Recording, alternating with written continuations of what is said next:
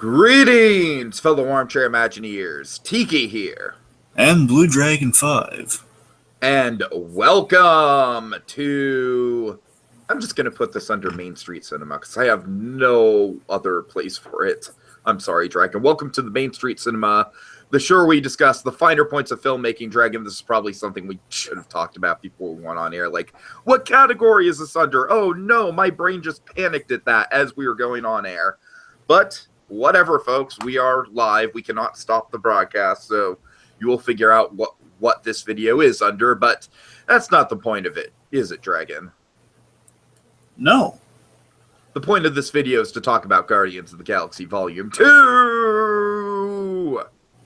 Not at all, really, no. I'm just kidding. All right, Dragon, let's do the Defenders. Let's get into the Defenders. This is a full-blown trailer for the 8-episode Netflix miniseries that all the Netflix stuff so far with Marvel has been building to. Daredevil Season 1 and 2, Jessica Jones, Luke Cage, Iron Fist, all building to this. Dragon, what was your initial reaction when you saw this trailer? Well, in the back of my mind, I was going, finally! But no, really, I was kind of blindsided by it because we had the little tease of the release date. And the first kind of basically, I figured what was going to happen is we had like a little tease of Elektra. And that was like a video where, like, hey, we see a shot we've seen previously at the end of Daredevil Season 2. Right. Followed by the cool kind of hand reveal image of, like, hey, it's like all the letters of Defenders, with the letters of our title characters, like revealing a giant hand, which played to the wonderful Nirvana music. So I was figuring that was all we were going to get following that trailer. Maybe we'll do that for a few more like other characters tied into it as it goes on. But no, full-blown trailer just kind of came out of the blue. It's like, oh god, this is awesome! And it's again that music is so darn catchy and it's well edited. We get it's a really good song choice. Very strong trailer overall. I'll say that much. It's really strong. It's really yes. Yeah, and my thoughts, it's like, of course, I haven't watched much of Iron Fist. I think I'm about, 5 episodes into it at this point. But, of course, I've seen all of, what character I got kind of the most drawn to just watching the trailer, Dragon? Who? Interestingly enough, it was Jessica Jones. Cool.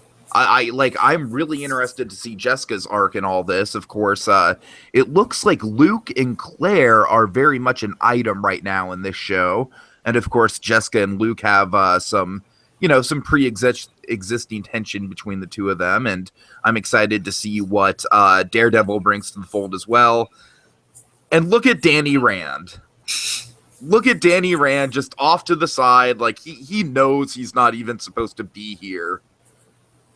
Yeah, much like Dante from Clerks. He's not even supposed to be there today. Right. He just wandered onto the photo shoot. Right. Just this hipster, oh boy. Look, folks, Dragon says... Let's address it this part. I think everyone's a little unfair to Iron Fist. Everyone's just because he's not as, again, visual representation right in front of us here. The screen is locked, by the way. So I want to make sure it is. Yes, it is. As you can see, visually represented before us, folks. To the side here, of course, we have 3 very successful heavy hitters for the Marvel Netflix universe. And then we got the guys is pretty much like your average Joe. It's pretty much basically a cable superhero show, just among the ranks. And again, the cable show is flawed as it can be. As flawed as your average Arrow CW show. Again, it tries. It has its moments, and again, it's not as perfect or debatably perfect as the other 3. But again, it's has its moments, and it by no means is as bad as what everyone says. That's my 2 cents on it. But I think everyone needs to cut Iron Fist a break. He's the most human out of our 4 characters. He said it, not me. Despite the fact that he has mystical powers. So okay, so other than that, I really do think it is a cool dynamic, and I will admit I'm kind of interested in the Luke Cage and Iron Fist of it all, kind of the 2 different power sets. Of course, we've got a mystery villain going on with Sigourney Weaver. Don't really know much about her. They're really keeping her under wraps. I'm also really excited to see Stick kind of be like the rallying force behind all these guys. Oh yeah, I love Stick. I love Scott Glenn. Scott Glenn's really grown on me since he started really coming into his own on The Leftovers, and yeah, just awesome character. Can't wait to see him in this. So yeah, Dragon, all around, I was very enthused, very excited about this. I am definitely not one who's like actively like, oh, Iron Fist. Like, look, it's like the 5 episodes I've seen of Iron Fist, I see what people are kind of complaining about. Having said that, there's elements of it that I enjoy here and there scattered around. I don't know, Dragon. To be honest with you, it's I'm gonna try and finish it, but it's like Don't make it say, come on, it's not going to be like that arduous to finish, okay? You I'm don't gonna say try try. and finish. I'm just, gonna just try. finish it. Oh geez. But whatever. We're here to talk about the See, we're so privileged now with these shows that the one just comes along to like your average Joe again. Came at the most inopportune time, I'll admit. But still, like we're always jumping down poor Iron Fist throat. That's not fair. I'm not jumping down poor Iron Fist. I know you weren't. I'm just saying collectively, everyone. I'm just saying that I have not gotten a chance to watch all of Iron Fist yet, and while there are things I like about it, there are also things I can definitely see people not liking about it. So yeah. Okay. Anyways, let's jump right into the trailer that we came here to talk about. The Defenders official HD trailer on Netflix. All right, so we start, of course, with a pair of handcuffs, one presumably belonging to a Jessica Jones. Jessica! Of course, Jessica, she's landed herself in some trouble. Now, you'll notice a lot of chaos going on in New York. Of course, we're continuing with the purple theme with Jessica. Of course, there's one of my favorite bits with Jessica Jones when she breaks the lock. We kind of like cover all the bases in these. She's even breaking the lock like she does. Right. And here's a fun little interaction. So, by the way, just to kind of cover it so we don't forget about it. With the Nirvana music, just because we're on Jessica Jones, I just want to mention that we get a tease of Nirvana in episode, in one of the best episodes of Jessica Jones, when we go to her childhood home in episode 8. She has a Nirvana poster, and that was the first time Nirvana was kind of teased. Oh, that's right. That's right. I remember. Netflix show. I just wanted to cover that. I don't know if that's why they picked it or they were seeding it even then, but I wouldn't put anything past them. Just a little fun little tease of why Nirvana may have been chosen. I think Guardians of the Galaxy was kind of like a game changer in the way that the MCU does their music. That's a very fair assessment. Yes. So and here's an interaction you never really thought you'd see. You got Misty Knight and Jessica. Yeah, Misty and Jessica. 2 very, very intense women. Oh yeah, this is going to be good. Of course. Jessica's in hot water with Misty because, according to Misty, while there's a citywide investigation going on, with all this fire engines and chaos going on, New York seems to be connected to, possibly. Or it could be a trick of the editing, who knows. Chaos in Hell's Kitchen, to say the least. They're apparently Jessica's trying... I'm sorry, did you want to get on some of this? From what I understood, apparently, like you were going to say, Jessica was trying to save someone, and she ended up she couldn't save him, which in turn led the court to believe that she was directly responsible for his death. I hope that's at least marginally correct. Well, not the court, but led Misty to believe that. You better just take it. You better just take it, man. I'm sorry. The point is, you're pretty much on the money. Just, I just like what we're hinting at there. Jessica Jones again, still kind of the failed hero in the position of being a hero, where she tries to save someone that doesn't work, and now she's getting kind of the raw end of it. Because what we know about Jessica Jones going into this is that she is, and this also might foreshadow Jessica Jones season 2 a little. Again, we're going to see. It's going to be interesting to see with all of these shows. I assume we're going to do the sort of kind of the Avengers kind of Thor rule, where or Iron Man would be the other apt kind of description, where Avengers sort of is like the 0.5 or the next stage of their story. Then we continue with them afterwards. So right. My point is that Jessica Jones, after the first season, probably this and probably in season 2, she's gonna be getting a lot of clients, as the end Jessica Jones indicates. Everyone's calling her and like kind of coming to her with their problems. So they're kind of asking her to be a hero. They're looking towards the woman that kind of put an end to the Purple Man's reign. Mm-hmm. So again, kind of our failed hero here, just kind of being under the scrutiny of Misty Knight. Well, again, of course, she's been given the business to our heroes like Luke Cage, saying, "Well, you bulletproof. Harlem ain't bulletproof." In this case, you tried saving someone. Well, you didn't. So poor Jessica Harsh Jones. reality, right? That's a Harsh harsh reality. learning lesson. But Thankfully, then, in a red door, nonetheless, enters Matt Murdock. now this is great because this is Matt literally just coming out as like both kind of like the slick lawyer hero and also like is Jessica's guardian angel at the same time, kind of. Oh yeah, and they've kind of established in kind of the press that these two are definitely going to have like kind of Jessica Jones and Matt Murdock are going to be kind of a fun pair because they're really kind of like one's the cynic, one's the optimist. Uh-huh. Yeah, definitely have some good banter there. Okay, And she's I just love the looking- smile. I love the Charlie Cox smile right there. Don't you agree? Yes, yeah, so He's so polite. you get a sense that Charlie Cox has been waiting for this, all these crossovers. Like he's so Sure, darn happy. sure. It's like I just love the very beginning of this is again kind of one of our classic of the Netflix heroes is kind of saving another one. I get a sense that I predict from this that we're gonna maybe not including Iron Fist, but with Luke Cage and Jessica Jones, I think it's gonna start with Matt Murdock kind of bailing them out of their current situations at the end of the seasons. Yeah, we'll see. We'll see. Let's go a little deeper into it and then do spec later. Speaking of stuff like that, we got Luke Cage making a return to Harlem.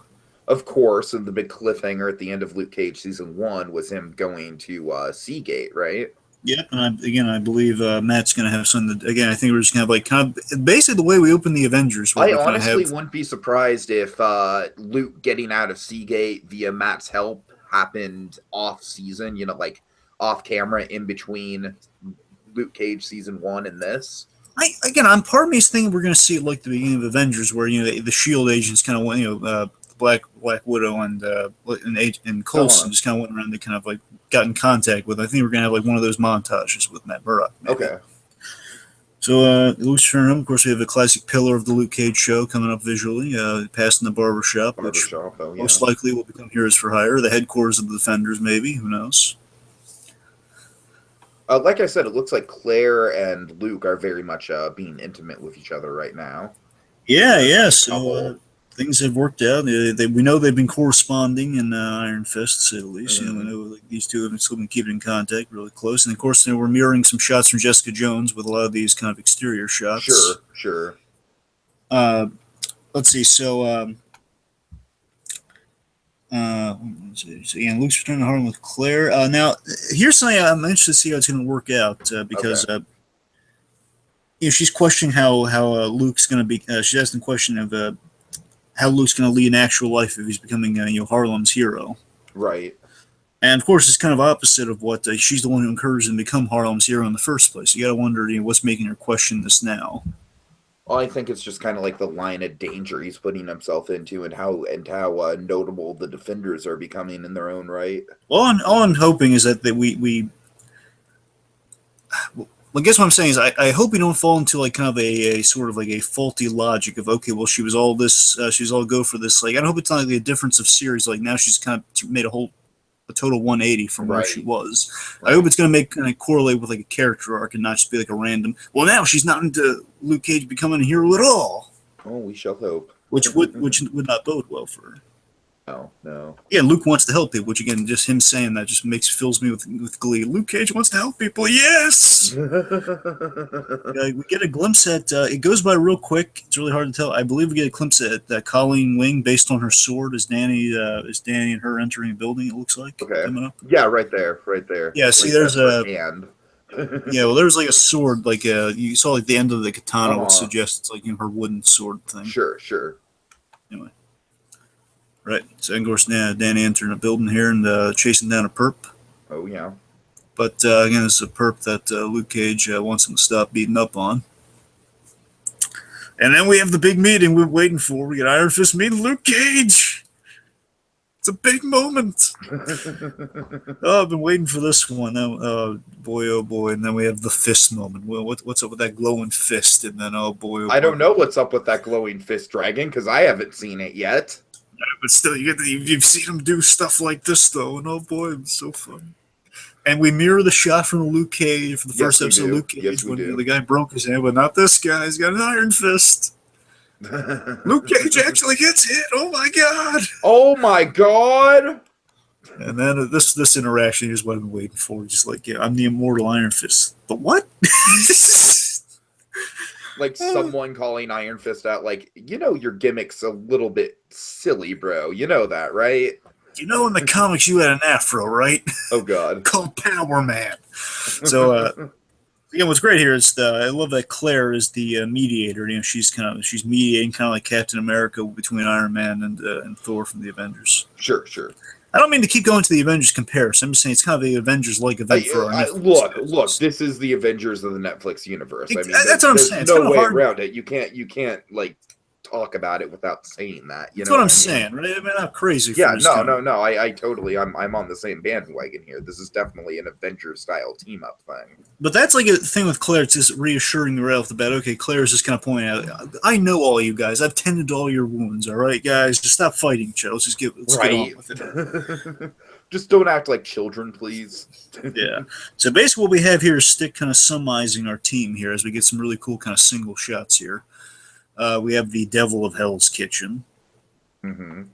And now he's opening the kind of the suit here. Now this he's opening the crate that holds the suit. Now, one thing that's concerning me a little, but at the same time, all we know going into this is that Daredevil, in between seasons, like after he and Karen, he's told Karen who he is at the end of season 2 of Daredevil.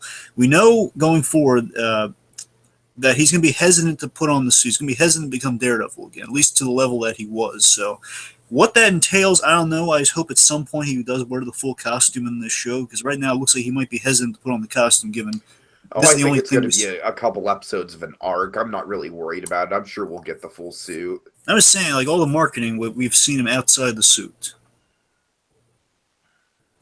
Of course, Jessica, so, what does he say about Jessica Jones? Smart-ass detective. Now we have my favorite coming up here, the righteous ex-con. Yeah. And this moment. This is great. This is my regular smile. Yeah, I knew you'd love this. This right here. It's like bad. Mike Coulter at his finest right here. My bad. It's pretty much. It's like, I don't know if it's gonna be like these guys just kind of giving Luke a hard time, just kind of like, oh yes, it's like basically kind of like trying to like kind of bully the new guy, and then they realize, oh well, crap, it's Luke Cage. He's super strength, he's bulletproof, and he just basically kind of. It's like a little show of power. It seems like I can get out of these anytime, but I'm playing ball with you guys. Totally. Oh, God, such a cool moment. And the kid with the glowing fist.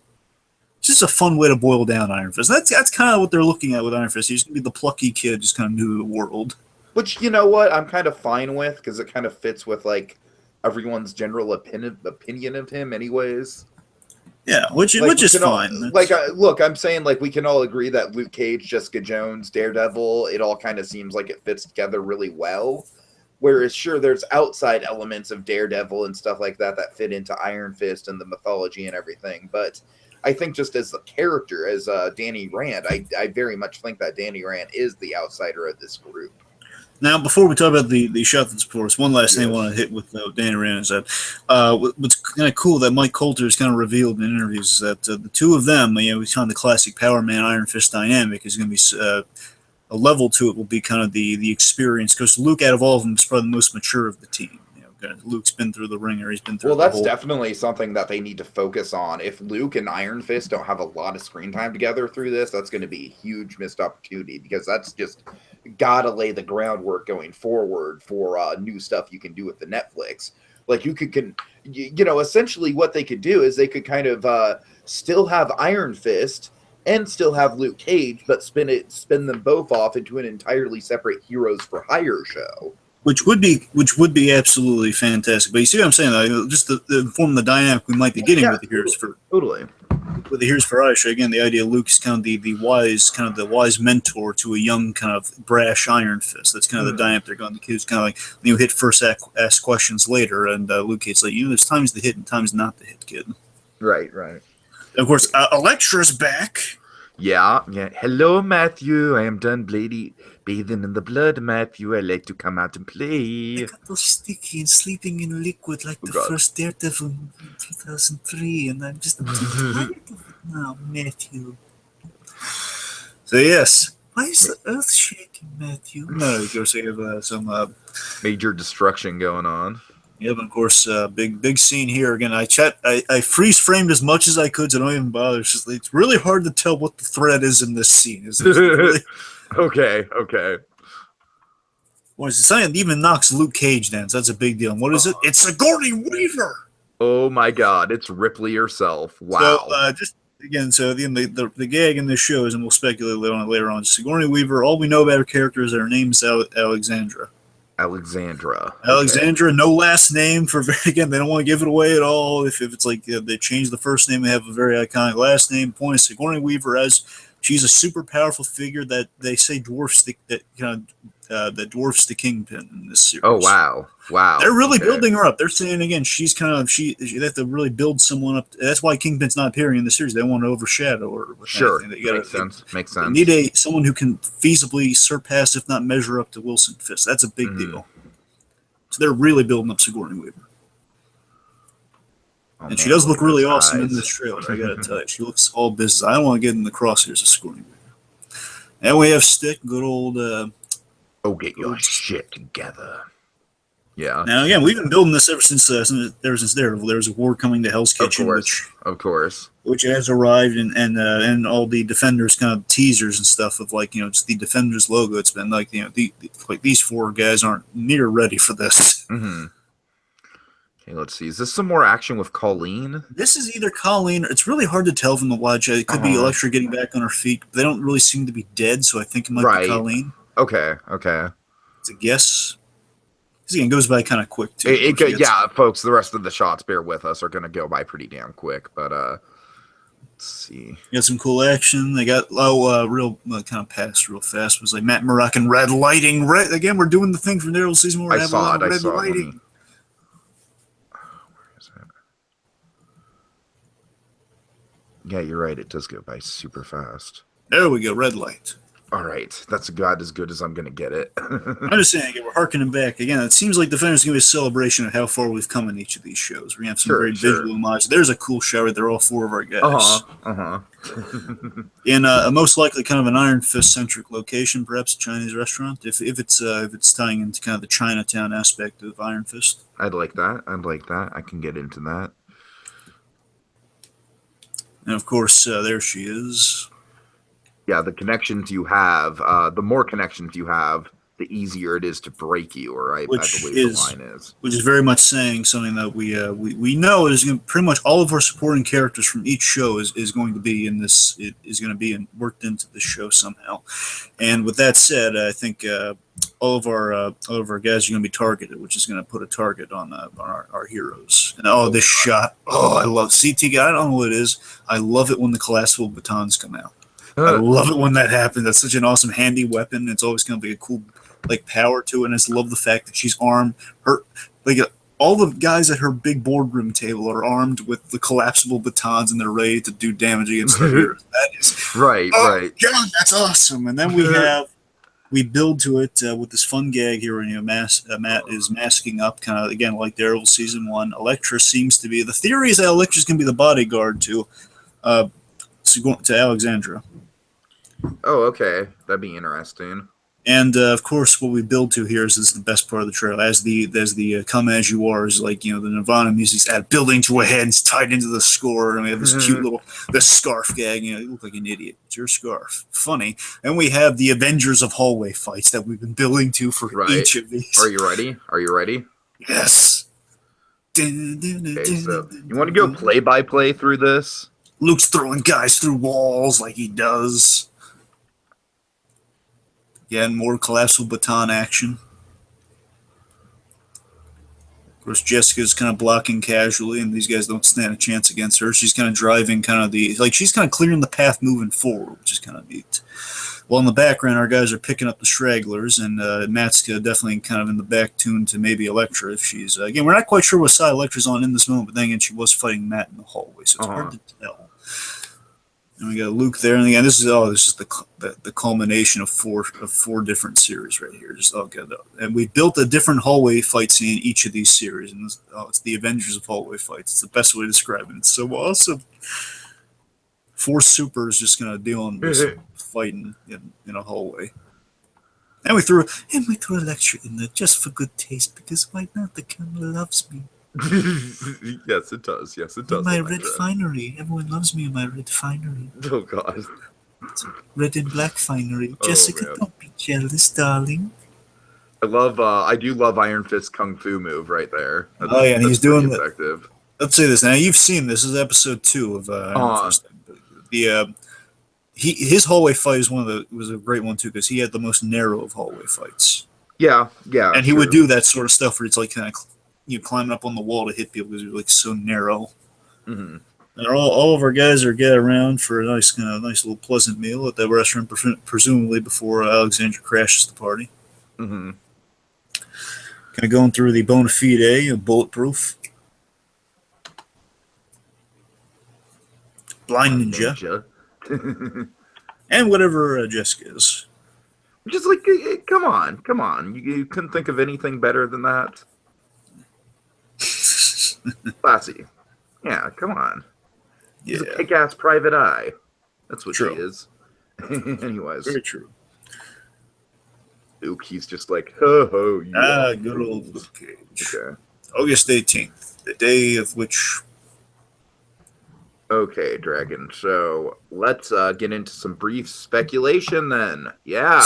All I can really speculate on with Sigourney Weaver's character, again, I can't really speculate to who she is, but I can speculate to what her why she is the big deal that she is. So okay, I figure that she's going to be the leader or major dispatcher. Like she has an arrangement with the Hand, or maybe she is the top tier leader of the Hand. Mm-hmm. And because we know the Hand is under her control, which of course is Elektra, the most dangerous agent of the Hand, the Black Sky, of course. So. And I think, regardless, she's dispatching the Hand to I believe the plan. I believe her big plan to be, like, the reason New York's in shambles and everything. The reason I don't know how she's doing that. Maybe it's connected to some Hand mysticism, perhaps. But regardless, I think she's orchestrating the War of the Hand so she can create another Avengers level event, but a more targeted version of that to Hell's Kitchen. So she can basically do what Kingpin and his cabal did, but on a more controlled, grand level. With all the criminal work, basically she used these guys to do her dirty work. That all the criminal crime bosses, they're all away now, thanks to these guys kind of doing her dirty work for our heroes. So now, if she create like another kind of incident level event, but it can be fully controlled and completely cleaned up on a whim that she wishes, she can control all of any section of New York she wishes with the Hand doing, kind of carrying out her orders. Sure. And perhaps like kind of what her day-to-day business is and why it's kind of a corporate setting, so like purely a Hand setting. So whether it's just like her just reaching out to the Hand or her being the Hand, but she has this going on the side. I think my prediction with her is that she's going to be the leader of IGH, just kind of tie her into Jessica Jones. IGH. Remember who that? IGH IGH is the company that's strong for the chemicals that gave her powers. And okay, got it. These guys also they create. I theorize. I don't know this for certain. I theorize that they also created Simpsons pills. Okay, that's my theory. I think it's all tied into IGH, and regardless, IGH. I think she's the leader of IGH, which means Jessica Jones will be important to this show. I definitely think Jessica Jones is going to be important to the show for sure. That's one gripe I have about Iron Fist. By the way, well, I don't want to say just one gripe. My point is, it's another like little barb against Iron Fist is that Jessica Jones really she's not mentioned at all in Iron Fist, which is a crime. Like everyone else, like they keep going to Luke Cage and Daredevil. They keep shafting Jessica. She may get one very small reference, but I mean, it's like still they never mention her by name. Like Claire never mentions that she helped Jessica Jones out.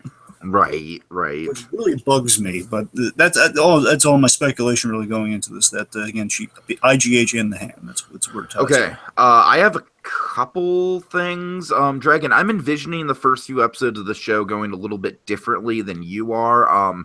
Like I said, I'm pretty much thinking that essentially when the show starts, there's going to be an A story and a B story. The A story is going to be Daredevil helping Jessica Jones out of whatever legal jam she's gotten herself into.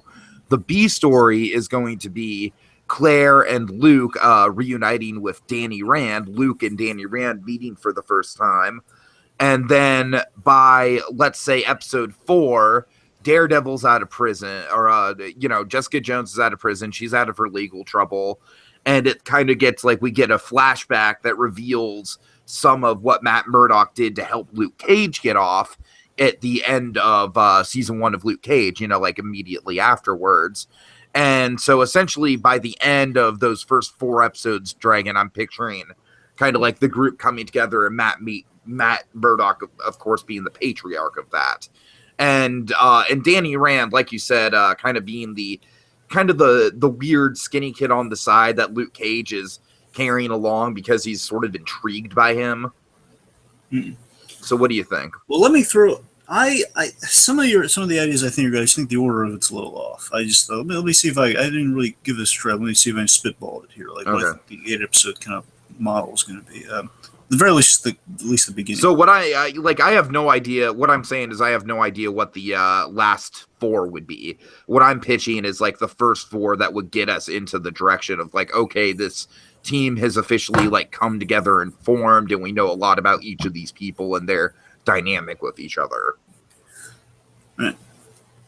Oh, let me see. I think the first one's going to be, again, I think Daredevil's going to be definitely I think you're absolutely right about the patriarch, about Matt being kind of the patriarch. He always kind of godfathered all these shows in a way. Right.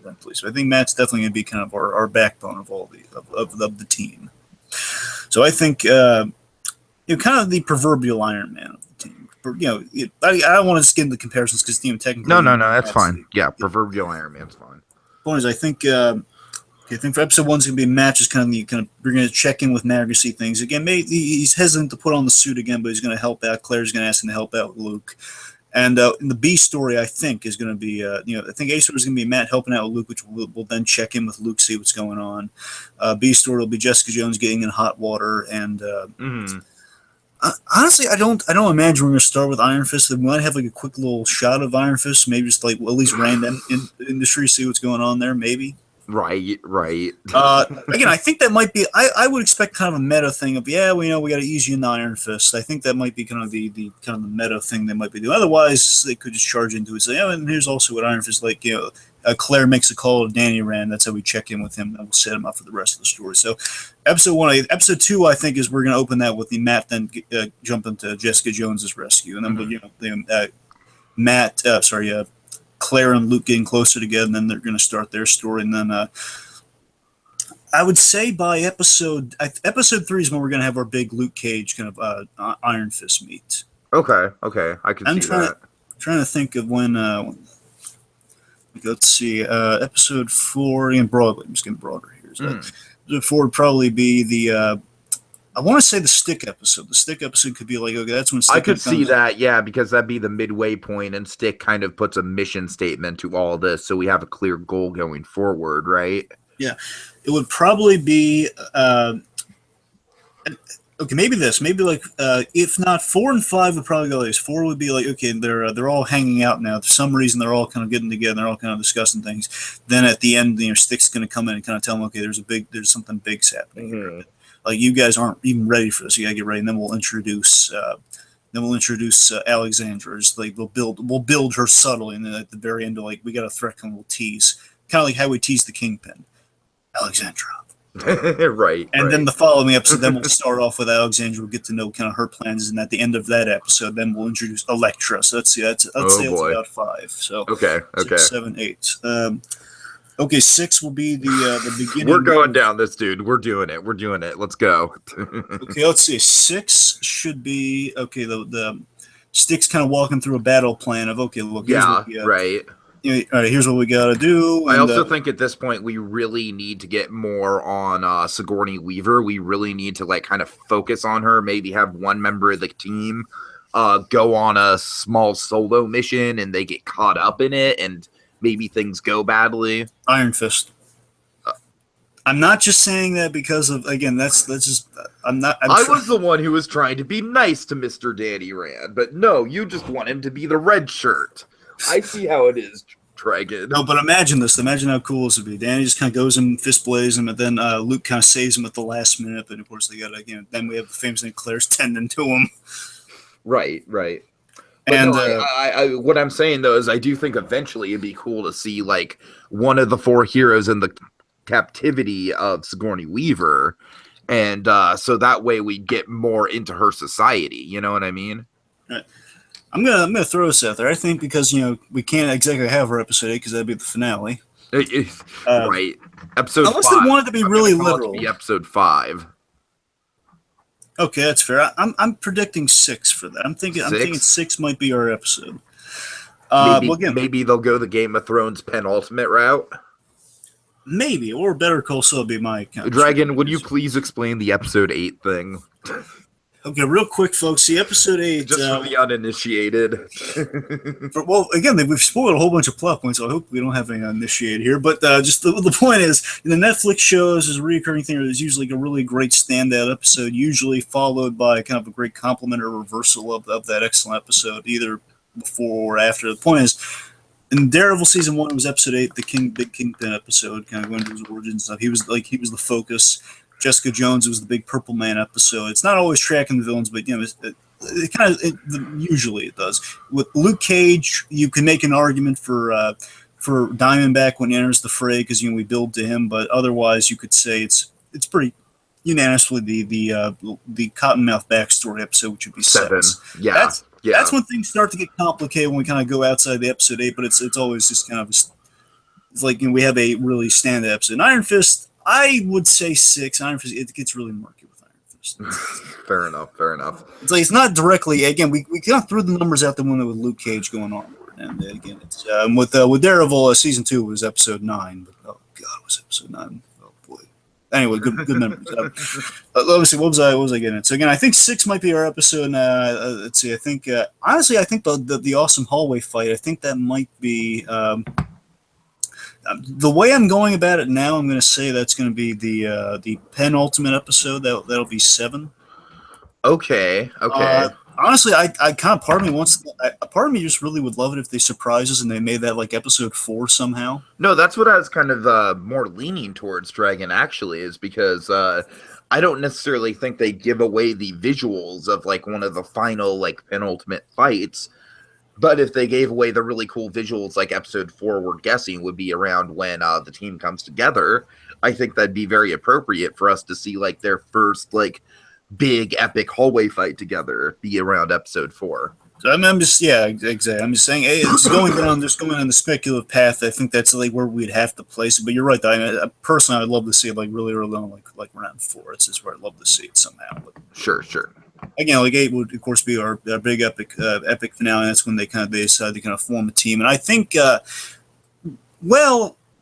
think that's when we're going to hit upon one of your ideas. I think at the end when people break off, kind of like we did Avengers when they broke off. I think we're going to break off in kind of like a progressive line with the story. I think that's where Luke Cage and Iron Fist are going to be in contact with each other. So either in Luke Cage's show, we're going to establish that we're going to start up Heroes for Hire, and I think we're going to set that Iron Fist and Luke Cage are still in contact, so they're definitely on the path to form Heroes for Hire. Once sure. Luke transforms the barbershop into a small business, then Iron Fist is going to be called in. All right, cool.